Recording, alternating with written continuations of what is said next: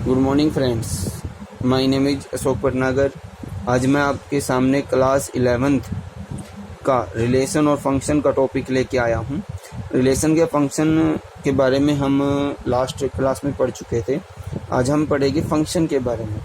अब फंक्शन है क्या? फंक्शन एक टाइप से मैपिंग होती है। किसके बीच में? दो सेट के बीच में।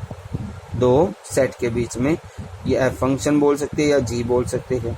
अब फंक्शन है क्या? एक रिलेशन से ही निकला हुआ टाइप होता है। कैसे? मान लो किसी रिलेशन को फंक्शन कब बोला जाता है? जब बोला जाता है जब every element of domain has image या रेंज। यानी क्या बोला कि एक दो सेट दिए हुए हैं मेरे पास, एक एक्स और एक वाई। ये बोला एक्स के अंदर जितने भी एलिमेंट है एनी अदर्स, उन सब एलिमेंटों की रेंज होना जरूरी है।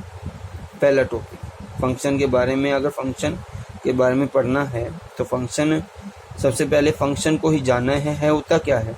फंक्शन एक प्रकार की मैपिंग होती है। और किसी भी टॉपिक को फंक्शन कब बोला जाता है? जब उसके डोमेन के सारे एलिमेंट, जितने भी एलिमेंट दिए हैं, उन सब की इमेज दी हो, उन सब की इमेज। और कभी भी किसी भी एक एलिमेंट की दो इमेज ना हो। मिरर के सामने जैसे एक इमेज आती है, तो इसी प्रकार किसी भी डोमेन के किसी भी एक एलिमेंट के आंसर दो नहीं होने चाहिए, वो भी आपका फंक्शन नहीं कहलाता। देखो, every element of domain has image या range and each element of domain has no two image. दो इमेज नहीं होनी चाहिए। हाँ, दो का आंसर सेम हो सकता है, यानी 1 का ए भी हो सकता है, 2 का भी ए हो सकता है। ओके, तो इनको बोलते हैं डोमेन और इसको बोलते हैं कोडोमेन। और जब ये मैपिंग लगती है, मैपिंग लगने के बाद जो आंसर आते हैं उनको बोलते हैं रेंज या इमेज। डोमेन तो आपका इंडिपेंडेंट वेरिएबल होता है, क्योंकि इसकी कोई वेरिएबल वैल्यू नहीं होती। लेकिन जो y के वेरिएबल है डिपेंडेंट, वो डिपेंडेंट वेरिएबल होते हैं। ओके, कैसे? कोई फंक्शन लेते हैं n goes to n। अब f of x स्क्वायर है। f of x क्या है आपका? x square. अब मैं कहता हूँ कि नेचुरल टू नेचुरल लिया मैंने फंक्शन। 1 रखता हूँ, 2 रखता हूँ, 3 रखता हूँ। अब देखो, डोमेन में 1 2 3 डॉट डॉट चलता रहेगा। अब उनकी इमेज क्या है? आंसर क्या है? 1 4 9। तो ये क्या हुआ? 1 4 9 उसकी इमेज हुई। अब कोडोमेन क्या है? पूरा का पूरा नेचुरल नंबर। अब देखो, डोमेन के अंदर से एक भी एलिमेंट ऐसा छूटना नहीं चाहिए जिसकी इमेज ना दी हो, यानी हर एक की इमेज दी होनी चाहिए। लेकिन कोडोमेन के अंदर कोई जरूर नहीं है कि आपका एलिमेंट रहे या ना रहे, उसका कोई मैटर नहीं करता। अगर रहेगा, कोई जरूरी नहीं है कि रहेगा वो किसी की इमेज हो, जरूरी नहीं है। तो इस टाइप को बोलते हैं हम फंक्शन। क्या बोलते हैं? फंक्शन। अब फंक्शन के जो हम 12th क्लास में टॉपिक पढ़ेंगे वो पढ़ेंगे into function, onto function, one function, many one function. ये चारों टॉपिक हम 12th क्लास में पढ़ेंगे डिटेल से। ओके, तो नेक्स्ट जो है इसमें हम बात करते हैं नेक्स्ट टाइप ऑफ फंक्शन की। Type of function. ओके, है क्या टाइप ऑफ फंक्शन?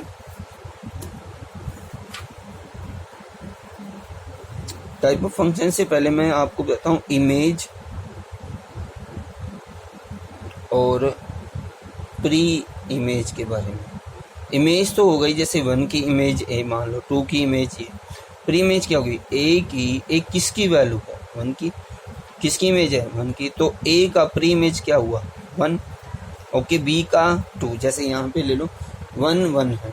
अब 1 तो हुआ इमेज, 1 की प्री इमेज क्या हुई? 1। 2 की इमेज क्या हुई? 4। 4 की प्री इमेज 2। 3 की 9। 9 की प्री इमेज 3। ओके, अब हम बात करते हैं टाइप ऑफ फंक्शन। हम बात कर चुके हैं इंडिपेंडेंट वेरिएबल की बात कर चुके हैं, डिपेंडेंट वेरिएबल की बात कर चुके हैं।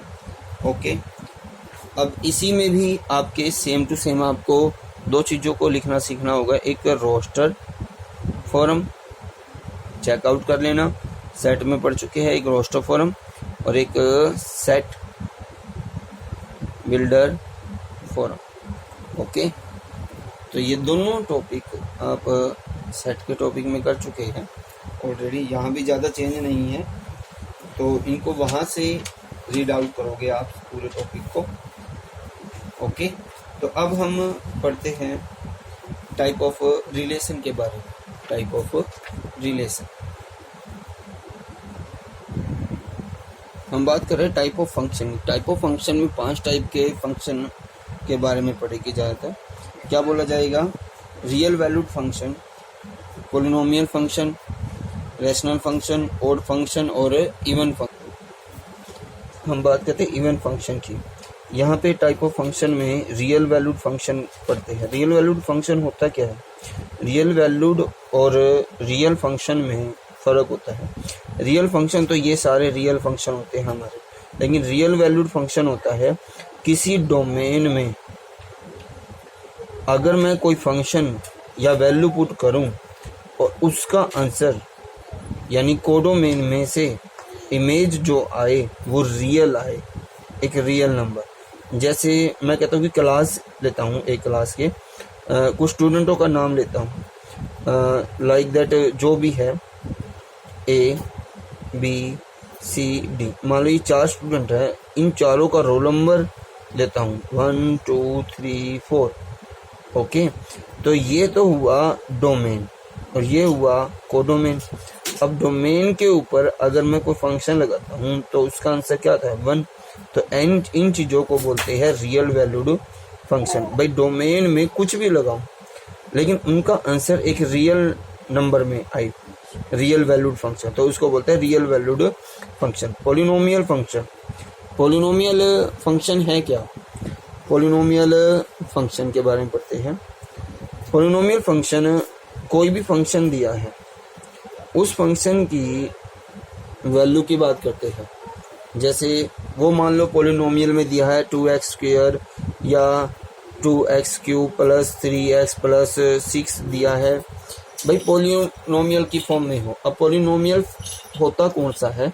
पोलिनोमियल होता है अगर आपके पास कोई भी एक इक्वेशन दी है, उस इक्वेशन की हर टर्म की पावर यानी वेरिएबल की पावर होल नंबर होना चाहिए, यानी 0 1 2 3, तो इट इज ए पोलिनोमियल। तो उस पोलिनोमियल फंक्शन को अगर हम सॉल्व करते हैं तो उसको बोलते हैं polynomial function.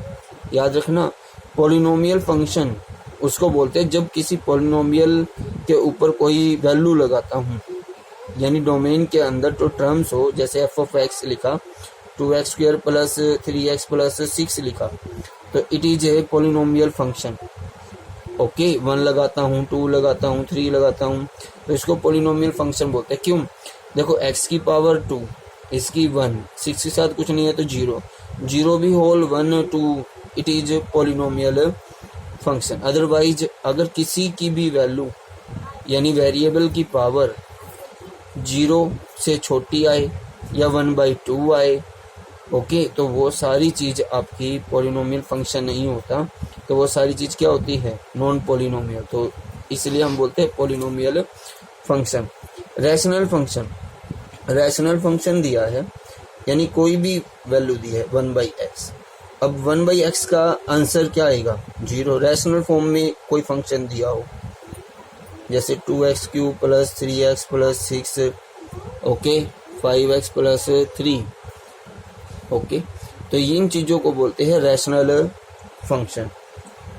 Okay, odd function, odd function की बात करते हैं।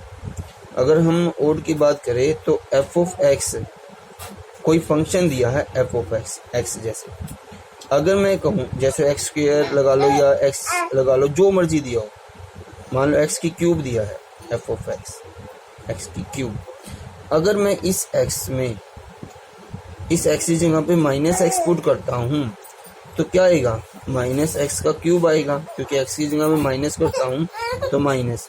अब ये चीज वापस किसके आ गई, माइनस एफ ऑफ एक्स के। अगर किसी फंक्शन में उस एक्स की जगह पे माइनस एक्स पुट करता हूँ और वो चीज माइनस एफ ऑफ एक्स वापिस माइनस लगा के वही एफ ऑफ एक्स आ जाता है, तो वो तो हो जाता है odd function. Otherwise even function. Even function कौन सा होता है, अगर उस एक्स में उस एक्स की जगह पे मैं माइनस एक्स पुट करूं, क्या पुट करूं, माइनस एक्स। देखो एफ ऑफ एक्स है, ओके। अगर मैं इस एक्स की जगह पे, जैसे एक्स स्क्वायर है, अगर माइनस एक्स पुट करता हूं तो माइनस एक्स का स्क्वायर वापस किसके इक्वल होता है, एक्स स्क्वायर के, तो वापस क्या हो गया, एफ ऑफ एक्स। तो इस चीज को आप क्या बोलोगे, क्या बोलेंगे, इवन फंक्शन। क्योंकि किसी फंक्शन में अगर मैं नेगेटिव वैल्यू लेता हूं और वो फंक्शन दोबारा से खुद वही फंक्शन आ जाए जो हमने लिया था, ओके, जो दिया हुआ था वही फंक्शन आ जाए, तो उस फंक्शन को बोलते हैं इवन फंक्शन, ओके। तो यहाँ पे हमने टाइप ऑफ फंक्शन पढ़ा, real valued function, polynomial function, rational function, odd function और इवन फंक्शन के बारे में, ओके। तो बाकी हम जितना भी टॉपिक है बाकी बचा हुआ हम 12th क्लास में करेंगे सारा टॉपिक, ओके। यहाँ ज़्यादा कुछ नहीं है, इस फंक्शन में थोड़ा ही टॉपिक रहता है, okay. Thank you very much.